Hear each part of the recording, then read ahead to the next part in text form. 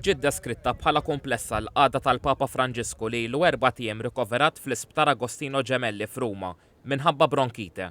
Stqarrija tas-sala stampa tal-Vatikan dwar il-kundizzjoni tal-Papa qalet li l-aħħar testijiet li saru lill-Papa isabulu infezzjoni b'diversi mikrobi fin-nifs. Minħabba f'hekk kellha tinbidillu t-terapija li kien qed jingħata. U f'dawn il-momenti bosta qiegħdu xemat, fjuri u kartolini għall-Papa biswit l-isptar.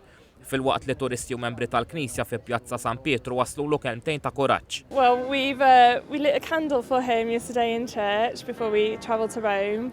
So yeah, I guess we're worried, but I hope that he's getting really good care and we'll be back soon.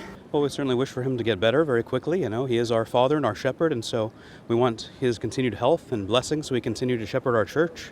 Id-direttur tas-sala stampa tal-Vatikan Matteo Bruni ġie kwotat jgħid li l-Papa jinsab fi spirtu tajjeb.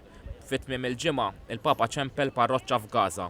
Il-ġurnalist tal-Aġenzija tal-Aħbarijiet Reuters, Joshua McElwee, jirrapporta li l-Papa nstema tajjeb. One of the people from the parish said he was in good humor. He sounded a bit tired, but he sounded okay. Is-sala stampa tal-Vatikan innotat li l-kura fl-isptar sa tieħu fit-tul.